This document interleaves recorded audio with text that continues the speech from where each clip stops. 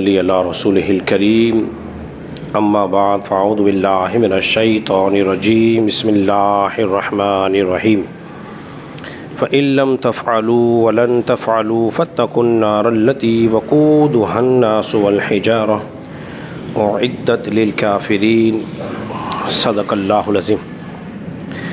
حضرات محترم، آج کی نشست کے اندر آپ حضرات درس سے قرآن سماعت کریں گے، اور درس قرآن کے لیے آج ہماری جو آیت کریمہ ہے سورہ بقرہ کی آیت نمبر جو ہے وہ 24 ہے۔ اللہ نے اس میں ارشاد فرمایا فَإِن لَّمْ تَفْعَلُوا وَلَن تَفْعَلُوا، پھر اگر تم نہ لا سکو، وَلَن تَفْعَلُوا تو ان سے فرما دیجئے تم ہرگز نہ لا سکو گے، فَاتَّقُوا النَّارَ الَّتِي وَقُودُهَا النَّاسُ وَالْحِجَارَةُ، تو ڈرو اس آگ سے جس کا ایندھن انسان اور آدمی اور پتھر ہوں گے، اعدت للکافرین، جو اللہ نے تیار کر رکھی ہے کافروں کے لیے۔ اس سے پہلی آیت کے اندر اللہ رب العزت نے ارشاد فرمایا تھا کہ اگر تم سچے ہو تو قرآن کی مثل ایک سورت لے آؤ۔ کیا فرمایا تھا؟ اگر تم سچے ہو تو قرآن کی مثل ایک سورت لے آؤ۔ پہلے اللہ رب العزت نے قرآن کا چیلنج بیان کیا تھا، اگر تم سچے ہو تو لے آؤ۔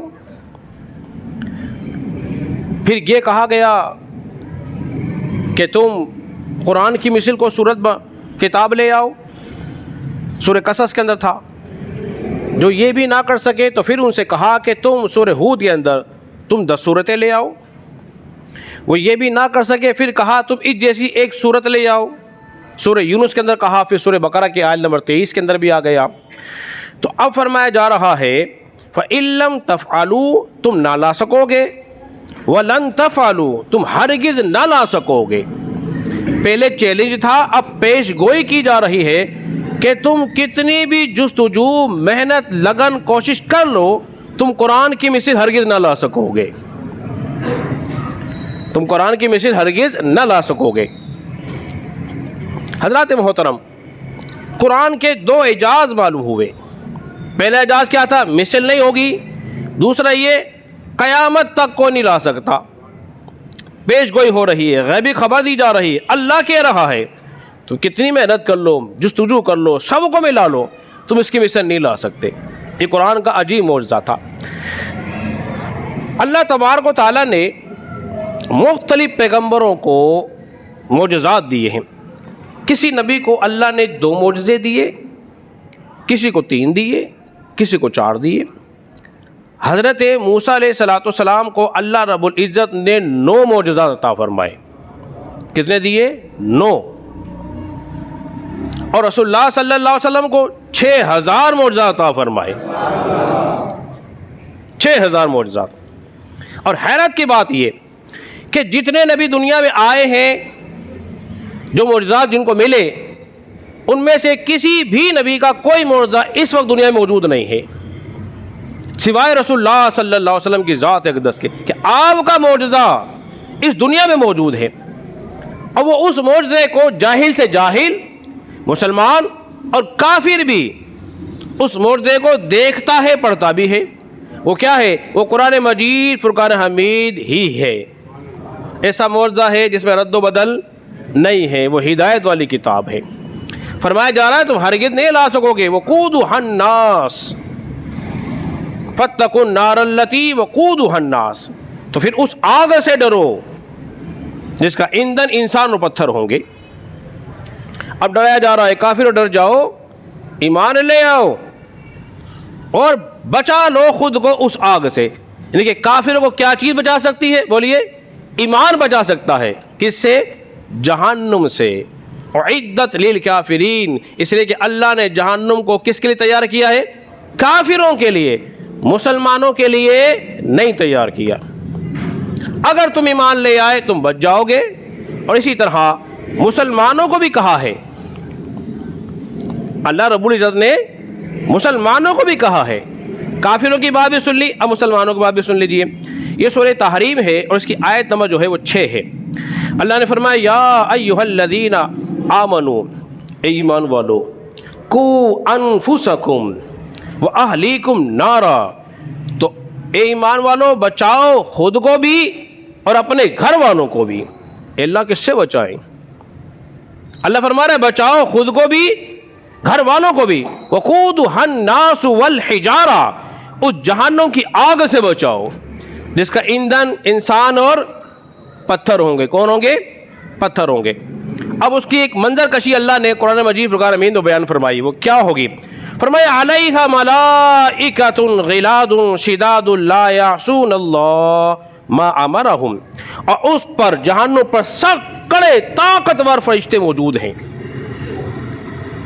سخت طاقتور فرشتے، وہ کیا کرتے ہیں؟ لا یعصون اللہ ما امرہم، اور وہ فرشتے ایسے اللہ کی نافرمانی نہیں کرتے، اللہ کی نافرمانی نہیں کرتے۔ وَيَفْعَلُونَ مَا تُؤْمَرُونَ، وہ وہی کرتے ہیں جو اللہ انہیں حکم دیتا ہے۔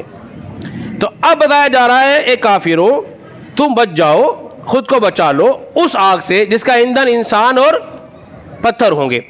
دنیاوی آگ پتھروں سے بجھ جاتی ہے، دنیاوی جو آگ ہے پتھروں سے مٹی سے بولیے بجھ جاتی ہے، مگر جہنم کی آگ پتھروں سے تیز ہو جاتی ہے، پتھروں سے تیز ہو جائے گی۔ بعد میں کہا کہ وہ گندک کا پتھر ہوگا جو سیاہ ہوگا، اس سے تیز کر دی جائے گی، ایک قول یہ ہے۔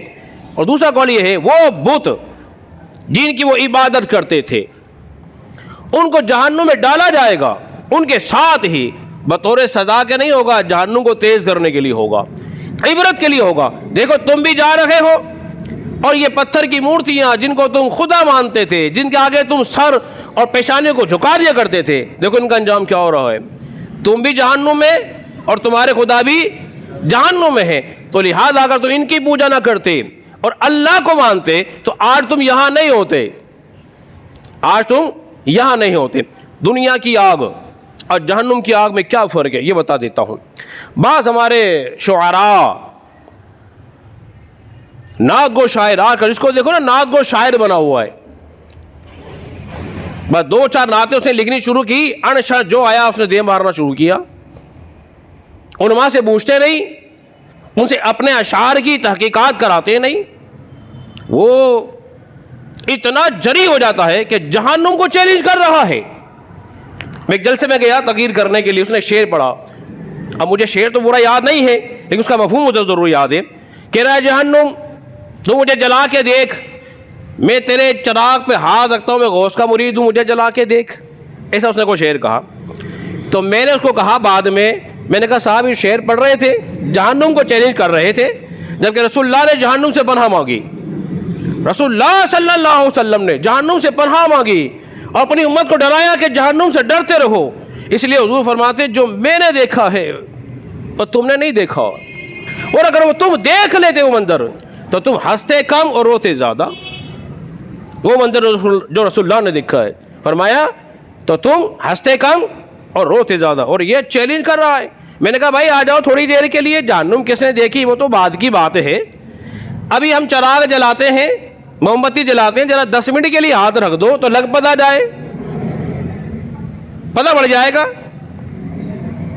اگر تم بچنا ہے، اللہ فرما رہا ہے بچنا ہے، اے ایھا الذین آمنوا قوا انفسکم واہلیکم نارا، ایمان والو بچاؤ خود کو بھی اپنی اولاد کو بھی۔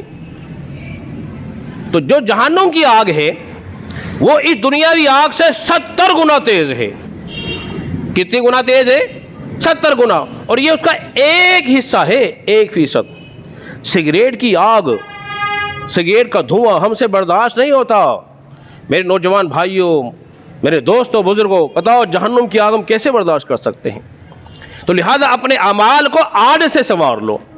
اگرچہ اللہ نے تیار تو کر رکھی ہے کافروں کے لیے کہ مسلمان بھی جائیں گے، لیکن مسلمان کیوں جائیں گے؟ آخری مرحلہ ہمارے درس قرآن کا، تاکہ بات کلیئر ہو جائے۔ دیکھیں مسلمان کیوں جائیں گے؟ پہلی بات تو یہ، مسلمان جائیں گے اپنی بد عمالی کی وجہ سے۔ کس کی وجہ سے؟ ارے بولیے، بد عمالی کی وجہ سے۔ ہمارے اعمال ایسے ہوں گے کہ ہم جہنم میں جائیں گے۔ لیکن ایک وجہ اور بھی ہے، جنت ہے پاک، کیا ہے بولیے تو؟ کوئی ناپاک نہیں جائے گا۔ جنت کیا ہے؟ پاک ہے۔ کوئی ناپاک نہیں جائے گا۔ جس طرح بھٹی کے اندر لوہے کو ڈالا جاتا ہے سیدھا کرنے کے لیے، جب تک بھٹی کے اندر لوہے کو نہ ڈالیں لوہا سیدھا ہوتا نہیں ہے، پھر اس پہ زنگ، اس کا میل کچیل بھٹی کیا کرتی ہے بولیے؟ ختم کر دیتی ہے، تو بالکل لوہا صاف ستھرا ہو کر آتا ہے۔ یہ مثال آپ کو دی ہے اس لیے تاکہ سمجھ جائیں انسان اپنے گناہوں کی وجہ سے جہنم میں جائے گا، سزا پائے گا، پاک اور صاف ستھرا ہو کے پھر جنت میں جائے گا۔ اب سن لیجیے اس کا فلسفہ۔ تو اب کہا جا رہا ہے اے لوگوں بچا لو اس آگ سے، خدا را نمازوں کی پابندی کرو، اپنے مال کی حفاظت کرو، اپنی زبان کی حفاظت کرو، اور وہ کام کرو جو تمہیں جہنم سے بچا لے۔ ہر آدمی اپنا احتساب کر لے، وہ آج سے شروع کر دے۔